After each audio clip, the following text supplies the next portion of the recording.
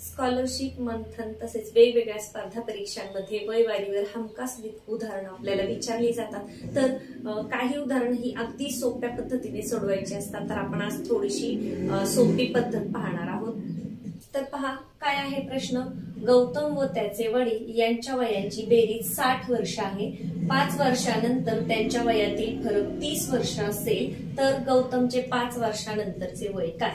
आता वयातील फरक 5 वर्षानंतर 30 वर्ष आहे म्हणजे आज सुद्धा तो किती आहे 30च वर्ष आहे। कारण आपल्याला माहिती आहे वयातील फरक हा तेवढाच राहतो, तो कधीही बदलत नाही। म्हणजे त्यांच्या दोघांची बेरीज दिलीये। तर मग आपली नेहमीची पद्धत कोणती, गौतम एक्स मानूनची जी बेसिक पद्धत आहे ती मी सांगते। इथे गौतम लिहिते, इथे वडिलांचा व लिहिते।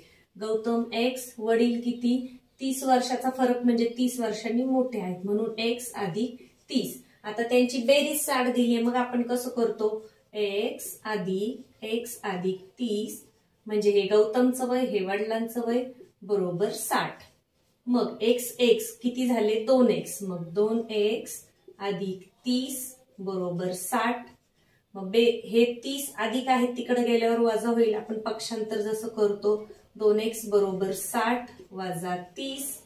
मग 2x बरोबर 60 मधून 30 गेले किती उरले 30, म्हणून हा x एकटाच ठेवायचा। मग x बरोबर हे दोन काय आहे तिकडे गुणिले आहेत ते आपण भागाकारामध्ये नेतो, गुणिलेचे भागिले भागिलेचे गुणिले। मग x बरोबर किती आलं 15 आलं। तर x काय आहे गौतम आहे, गौतमचं वय 15। पण आपल्याला विचारले काय 5 वर्षानंतरचे वय आणि पर्यायामध्ये आपल्याला पहिलाच पर्याय असतो 15 आणि आपण लगेच 15 करतो। तर 5 वर्षानंतर त्याचं 15 आणि 5 किती होतात 20। तर ही झाली बेसिक पद्धत। मग एवढं सगळं सोडवण्यापेक्षा अजून सोप्या पद्धतीने हे कसं करता येईल पहा। तर बघा सोपी पद्धत कशी, गौतम आणि त्याच्या वडिलांच्या वयाची बेरीज किती दिली आहे 60 आणि फरक 30 आहे। तर तो फरक आपण सुरुवातीला वजा करून घेऊया। 60 वजा 30 किती आले 30 आले। आता हे कोणाचं आहे दोघांचं मिळून आहे, 2 जण आहे म्हणून 30 ला भागिले 2 करा, 30 भागिले 2 आडवा भागाकार आपण शिकलोय। 15 दुने 30 म्हणजे पहा किती भाग झाले 15। आता वडील फरक किती आहे 30 वर्षाचा आहे म्हणून इथे गौतम लिहा, इथे वडील लिहा। सुरुवातीला काय केलं पहा, जो फरक दिलाय तो वजा केला मग 30 आलं, दोघ जण आहेत म्हणून 2 ने भागलं 15 आलं, दोन्हीकडे 15 लिहा। 30 वर्षाचा फरक आहे म्हणजे वडील 30 वर्षांनी मोठे आहेत म्हणजे वडिलांचं वय येणार आहे 45। गौतमचं वय किती आलं 15 आलं। आता हे 45 करायची गरजही नव्हती, पण जर तुम्हाला वडिलांचं वय विचारलं तर तेही माहित असावं। गौतमचं वय 15 आहे पण विचारलंय किती 5 वर्षानंतरचे म्हणून 15 अधिक 5 बरोबर 20। अगदी थोडक्यामध्ये आपलं हे उत्तर लगेचच येऊन जातं, 15 ते 20 सेकंदामध्ये तुमचं उत्तर होतं। एवढं डिटेल मांडत बसले नाही, तुम्ही तोंडी सुद्धा करू शकता की 60 मधून 30 गेले 30, दोघे आहेत म्हणून 15, मग गौतमचं 15 त्याच्यामध्ये अजून 5 मिळवा 20। म्हणजे ज्या विद्यार्थ्यांचा चांगला सराव आहे ते हे कच्चं काम न करता तोंडी सुद्धा हे उदाहरण करू शकतात। पहा अजून एक उदाहरण आपण तशाच पद्धतीने सोडूया। स्वरा स्वानंदीपेक्षा 5 वर्षांनी लहान आहे, दोघींच्या वयाची बेरीज 35 आहे, तर स्वानंदीचे 2 वर्षापूर्वीचे वय किती। म्हणजे ही पद्धत आपल्याला कुठे वापरायची जेव्हा दोघांच्या वयाची बेरीज दिली असेल तेव्हा। आता स्वरा स्वानंदीपेक्षा 5 वर्षांनी लहान आहे म्हणजे फरक आहे 5चा, मग आपण काय करणार 35 वजा 5 किती आले 30। दोघी जणी आहेत म्हणून 2 ने भागायचं। आता मी तोंडी सुद्धा भागू शकते, 15 दुने 30 म्हणजे स्वराचं वय 15 आणि इथे स्वानंदीचं लिहू 15। स्वानंदी स्व आहे म्हणून पूर्ण लिहिते। आता स्वरा लहान आहे म्हणजे स्वानंदी मोठी आहे, स्वानंदी काय आहे मोठी आहे, किती वर्षांनी 5 वर्षांनी म्हणजे स्वानंदीचं वय किती झालं 20। पहिलाच पर्याय तुमचा असणार आहे 20, परंतु हे उत्तर आहे का नाही तर प्रश्न व्यवस्थित वाचा। 2 वर्षापूर्वीचे, स्वानंदीचे कधीचे वय पाहिजे 2 वर्षापूर्वीचे, मग 2 वजा करा, स्वानंदीचं वय किती आहे 18। अगदी थोडक्यामध्ये 15 ते 20 सेकंदात आपला प्रश्न सोडवून झाला। पुढचा प्रश्न पहा, राहुल विनोद पेक्षा 14 वर्षांनी लहान आहे, त्यांच्या वयांची बेरीज 30 असेल तर राहुलचं वय काय। वयांची बेरीज 30, 14 वर्षांनी लहान आहे म्हणून 14 वजा करा, 14 आणि 6 20 आणि 10 30 म्हणजे 16 उरले। मग 16चे 2 भाग करा कारण दोघे जण आहेत 8 एका ठिकाणी लिहा राहुल, एका ठिकाणी लिहा विनोद. म्हणजे काय होतं, तुमचं परीक्षेमध्ये गोंधळ होत नाही. तर राहुल विनोद पेक्षा 14 वर्षांनी लहान आहे, म्हणजे विनोद मोठा आहे. मग विनोद मध्ये 14 मिळवा.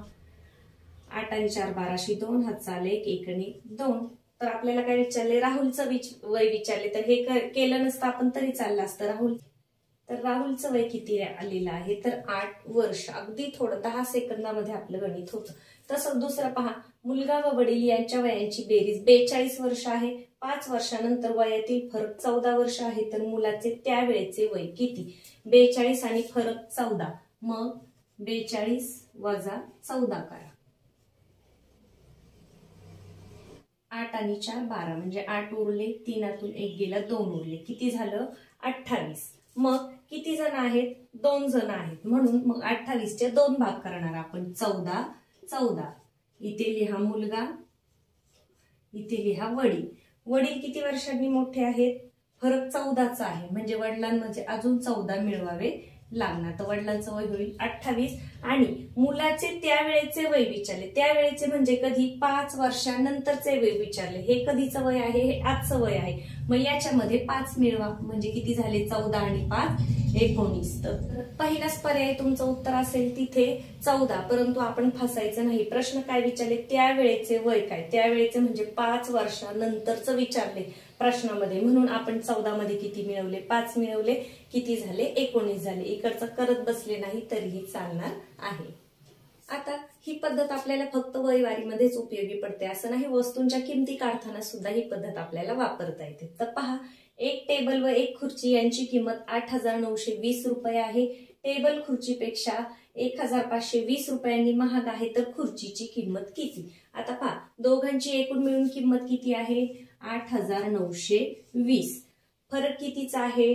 टेबल महाग आहे म्हणजे एवढा फरक आहे. मग 1,520 वजा करा. 2 2 गेले 0, 5 9 गेले 4, 8 1 गेला 7. किती आले? 7,400. वस्तू किती आहेत? 2 आहेत. म्हणून आपण 7,400 ला 2 ने भागूया. पहा, बेत्रिक 6, 7 6 गेले, उरला 1, झाले 14. बे 7 14. हे 2 0 आहे असेच. म्हणजे दोन्हींचे समान भाग केले. खुर्ची टेबल किती झाले? 3700. खुर्चीची विचारली आहे ना, मग हीच झाली आपल्या खुर्चीची किंमत 3,700 रुपये. आणि टेबलची विचारली तर मग 3,700 अधिक कितीने महाग आहे? 1,520. मग ते मिळवायचं याच्यामध्ये. इथे टेबल लिहूया.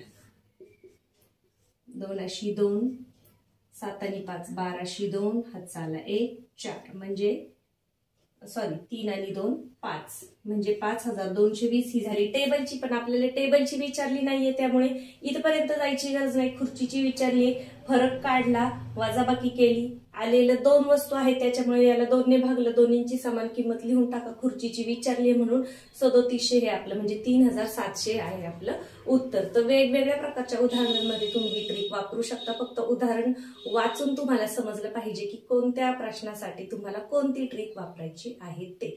मला अपेक्षा आहे आजचा व्हिडिओ तुम्हाला नक्कीच आवडला असेल तर एक लाईक नक्की करा. तुम्ही लाईक केल्यामुळे जास्तीत जास्त गरजू विद्यार्थ्यांपर्यंत हा व्हिडिओ पोहोचण्यासाठी मदत होते. धन्यवाद.